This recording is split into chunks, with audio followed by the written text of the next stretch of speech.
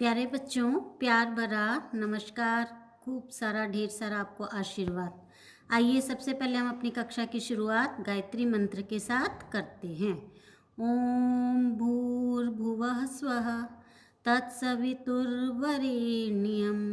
भर्गो देवस्य धीमहि धियो यो नः प्रचोदयात् धियो यो नः प्रचोदयात्। प्यारे बच्चों, कल जब भी आपकी कक्षा शुरुआत होती है सुबह 8:30 से या 9 बजे से, तब आपने अपनी कक्षा की शुरुआत गायत्री मंत्र के उच्चारण के साथ करनी है। आपने अपने स्कूल के नियमों का पालन करते हुए उसी प्रकार बैठना है कक्षा में और उसी प्रकार आपने गायत्री मंत्र के उच्चारण के साथ प्रार्थना के साथ अपने दिन की शुरुआत करनी है। पिछली कक्षा में हमने पढ़े थे अलंकार। अलंकार आभूषण या गहना। काव्य में शब्दों और अर्थों से जो सौंदर्य उत्पन्न करता है उसे अलंकार कहते हैं। दो प्रकार के अलंकार थे, शब्दालंकार और अर्थालंकार। जहाँ काव्य में शब्दों के द्वारा सौंदर्य उत्पन्न होता है शब्दालंकार होते हैं। इनमें 3 अलंकार थे, अनुप्रास, यमक और श्लेष। अनुप्रास जहाँ हमारी वर्णों की आवृत्ति होती है, एक ही, चाहे वो प्रथम वर्ण भी हो चाहे वो अंतिम वर्ण हो। आपको उदाहरण दिए थे, रघुपति राघव राजा राम, र की आवृत्ति होने के कारण अनुप्रास अलंकार था। तरणी तनुजा तट तमाल तरुवर बहुछाए, त वर्ण की आवृत्ति के कारण अनुप्रास अलंकार था। अवधि आधार आसावन की में अ वर्ण की आवृत्ति के कारण, आवृत्ति माने उस वर्ण का बार बार आना। तो उसके बाद हमने किया था यमक अलंकार। जब भी किसी पंक्ति में या काव्य में शब्दों की आवृत्ति हो लेकिन अर्थ प्रत्येक बार भिन्न हो। हमने उदाहरण किया था, 3 बेर खाती थी वह 3 बेर खाती है। यहाँ 1 बेर का मतलब था फल, दूसरे बेर का मतलब था समय। तो बेर शब्द की आवृत्ति थी लेकिन बेर का अर्थ था एक जगह फल और दूसरी जगह समय। तो यमक अलंकार में हमेशा क्या होता है, एक शब्द की आवृत्ति होती है। दूसरा उदाहरण हमने किया था, कनक कनकते सो गुना मादकता अधिकाई।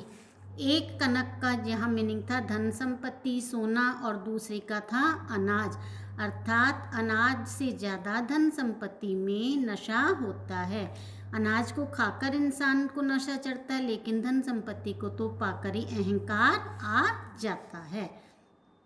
सुवर्ण को ढूंढत फिरे कवि वह भी चारी चोर, ये हमारा किसका अलंकार का, कौन से अलंकार का उदाहरण था, श्लेष अलंकार का। श्लेष का मतलब चिपकना, जहाँ एक ही शब्द से अनेक अर्थ चिपके हुए हों।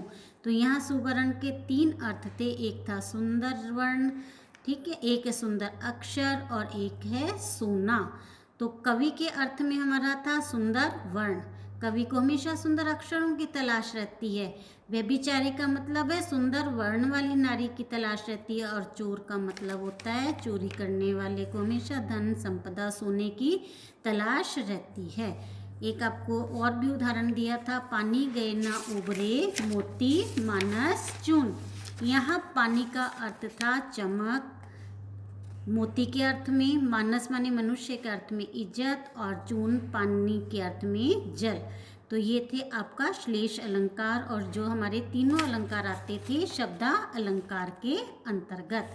अब हमने फिर अर्थालंकार किया था। जब काव्य में अर्थों के द्वारा सुंदरता उत्पन्न होती है वहाँ होता है अर्थालंकार, जिसमें आपका उपमा अलंकार, उत्प्रेक्षा अलंकार, रूपक अलंकार, अतिशयोक्ति अलंकार, मानवीकरण अलंकार, अन्योक्ति अलंकार और पुनरुक्ति अलंकार, ये 7 अलंकार थे जिनमें से हमने उपमा अलंकार का प्रयोग कर लिया था। उपमा अलंकार में आपको बताया था हमें 4 अंग का ध्यान रखना होता है, उपमेय, उपमान और वाचक शब्द, साधारण धर्म। उपमेय जिसकी हम तुलना करते हैं, उपमान जिससे हम तुलना करते हैं, वाचक शब्द के समान और सदृश एवं सरिश।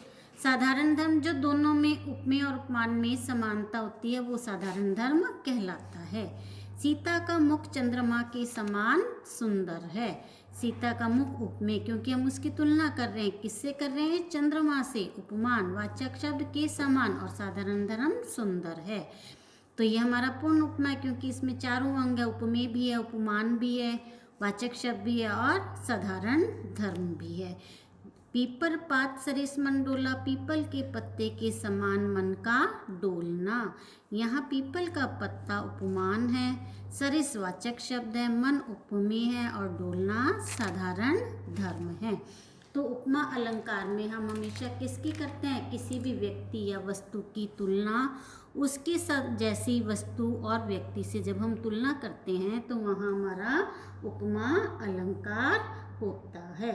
तो जहाँ हमारा उपमा अलंकार होगा, पूर्ण उपमा होगा, तो हमारी उपमेय, उपमान, वाचक शब्द और साधारण धर्म, इन चारों का होना बहुत जरूरी है।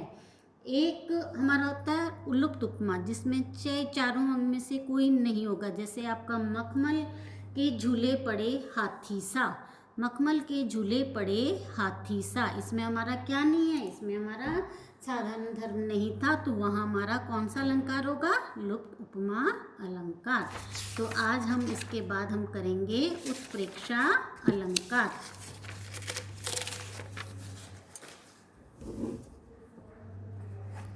प्यारे बच्चों, आप वीडियो को ध्यानपूर्वक देखा करो और अपना गृह कार्य समय पर करते रहा करो।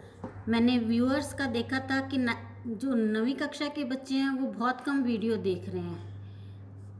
आपको एक संदेश प्रतिदिन की कक्षा में आता है, तो आप उस संदेश को ध्यान से पढ़ा करो और उसके ऊपर अमल किया करो। तो आज हम करेंगे उत्प्रेक्षा अलंकार। उत्प्रेक्षा अलंकार में क्या होता है कि उपमेय और उपमान में, उपमेय और उपमान में समानता, उपमेय और उपमान में समानता के कारण उसमें क्या कर ली जाती है? उपमेय और उपमान में संभावना जताई जाती है समानता के कारण।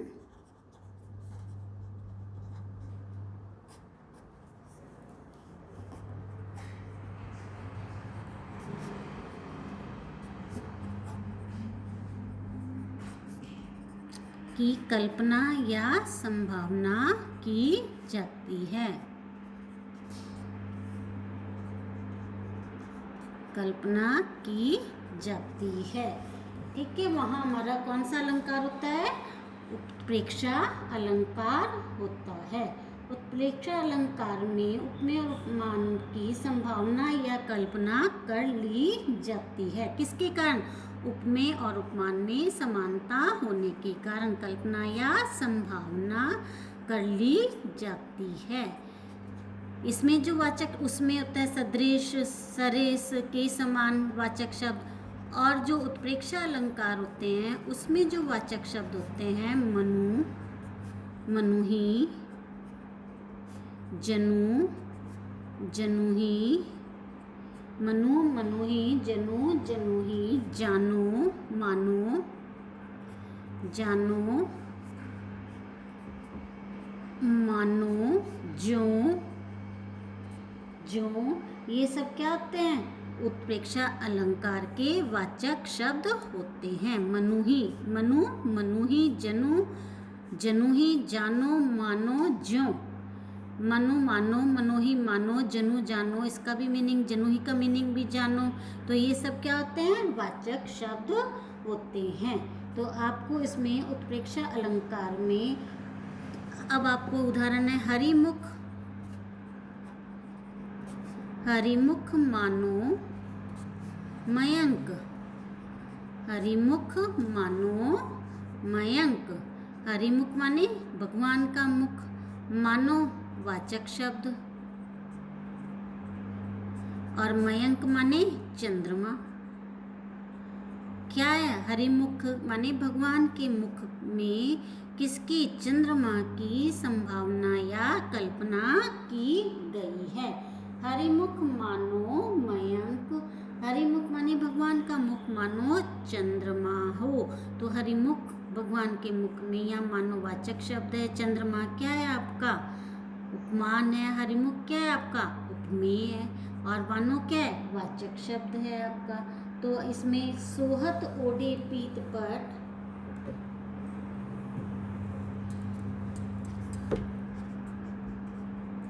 सोहत ओढ़े पीत पट श्याम सलोने गात, श्याम सलोने गात मनहु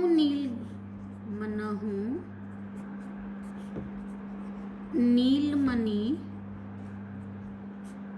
सैल पर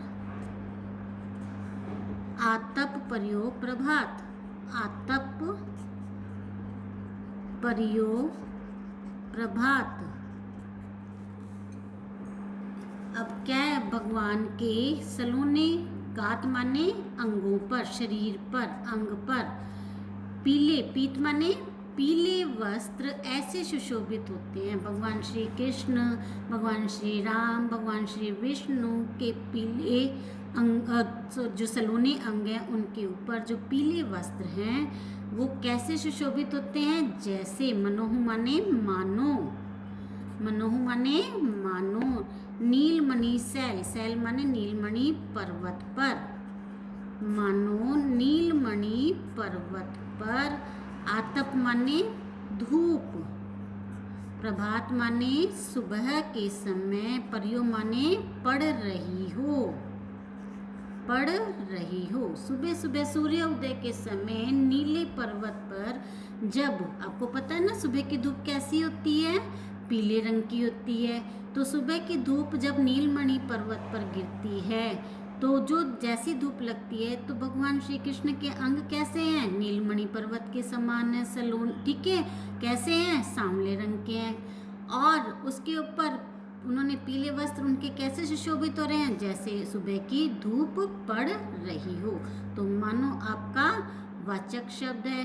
श्याम सलोने गात की तुलना किससे की है, नीलमणि सैल से की है, ठीक है। और सुबह के जो उनके जो पीले वस्त्र की तुलना किससे की गई है, सुबह की धूप से की गई है। तो भगवान के सलोने गात पर, भगवान के श्याम वर्ण के अंगों पर जो पीले वस्त्र हैं उनके ऊपर किसकी संभावना की गई है, नीलमणि की पर्वत के ऊपर धूप की धूप पड़ती है तो उसकी कल्पना उनसे की गई है। तो यहाँ पर कौन सा अलंकार होएगा, उत्प्रेक्षा अलंकार होगा। मुख बाल रवि सम लाल होकर,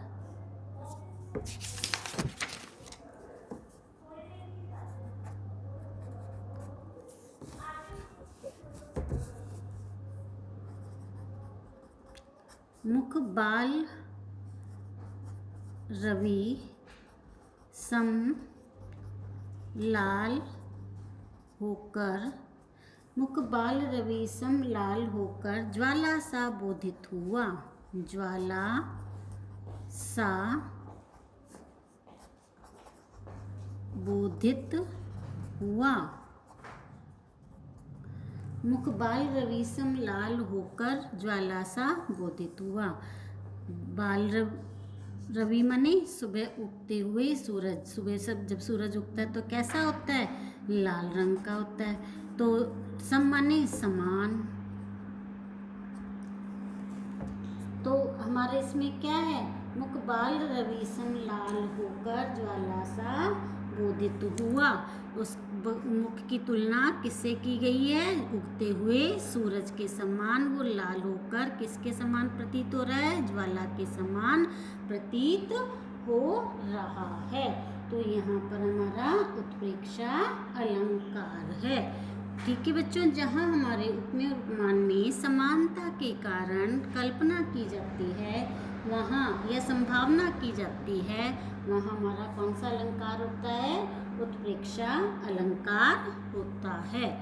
इसके बाद हम करेंगे रूपक, इसके बाद हम कौन सा अलंकार करेंगे, रूपक अलंकार। जहाँ भी आपको समझ में नहीं आए कृपया आप मेरे मोबाइल नंबर पर संपर्क करें। अभी तक कोई भी बच्चा कोई भी अपनी परेशानी लेकर नहीं आता। तो रूपक अलंकार, रूपक अलंकार में क्या होता है, उपमेय और में उपमान का,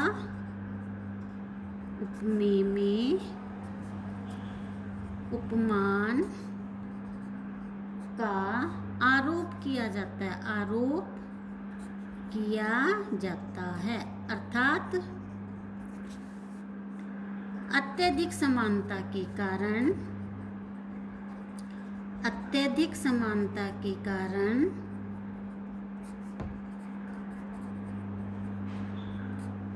उपमेय में उपमान का आरोप किया जाता है। जैसे आपने सुना ना, हरि चरण कमल बंदो हरि राई, चरण कमल बंदो हरि राई, पायो जी मैं तो राम रतन धन पायो। पायो जी, मीराबाई कहती है ना, पायो जी मैंने राम रतन धन पायो। अब यहाँ पे राम रतन, चरण कमल, भगवान के चरण कमल कहते हैं कि मैं तो भगवान के चरण रूपी कमलों की वंदना करता हूँ। चरण रूपी कमल का मतलब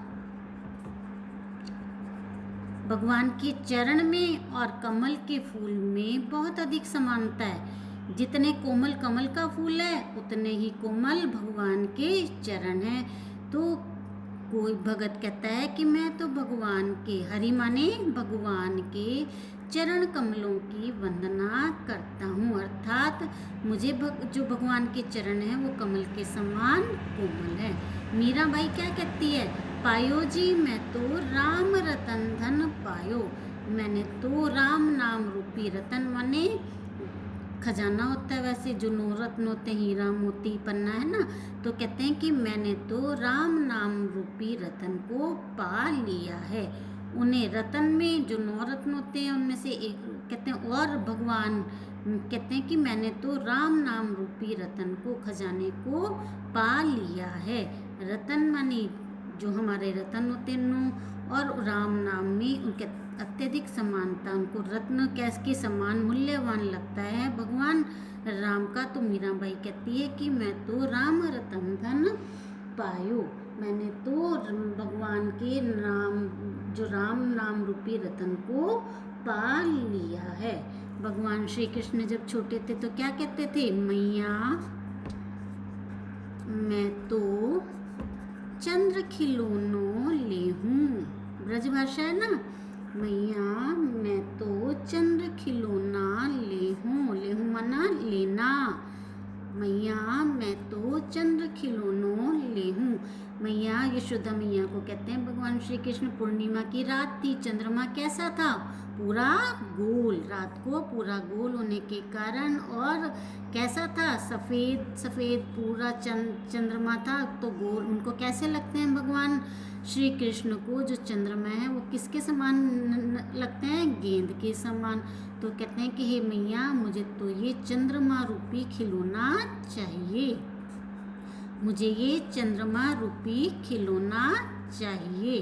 तो क्या कहते हैं भगवान कि मुझे तो ये चंद्रमा रूपी खिलौना चाहिए। उनको चंद्रमा में और खिलौने में अर्थात गेंद में कोई अंतर नज़र नहीं आता। गेंद भी गोल, चंद्रमा भी गोल, गेंद का रंग भी सफ़ेद, चंद्रमा भी सफ़ेद। तो कहते हैं कि मैया मुझे तो चंद्रमा रूपी खिलौना ही चाहिए। तो यहाँ चंद्रमा में और खिलौनाओं में अत्यधिक समानता होने के कारण चंद्रमा पर खिलौने का आरोप कर दिया गया है। तो हमने आज 2 ही अलंकार पढ़ेंगे। हम पिछले हमने शब्द अलंकार के तुम्हारे कुल 3 अलंकार हो गए हैं, उपमा, उत्प्रेक्षा और रूपक।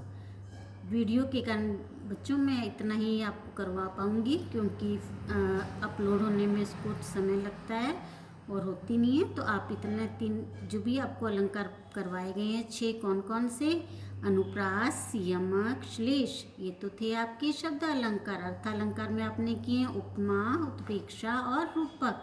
इन 6 अलंकारों के आपने उदाहरण करने हैं और अच्छे से इनका अभ्यास करके जो भी आपकी कोई भी आपको प्रश्न पूछना चाहें तो आप मेरे मोबाइल नंबर पर संपर्क कर सकते हैं। नियमित रूप से पढ़ना बच्चों, और अच्छी अपनी पढ़ाई का ध्यान रखते हुए समझ के साथ अपना सुंदर और स्वच्छ लिखाई के साथ अपना कार्य करना।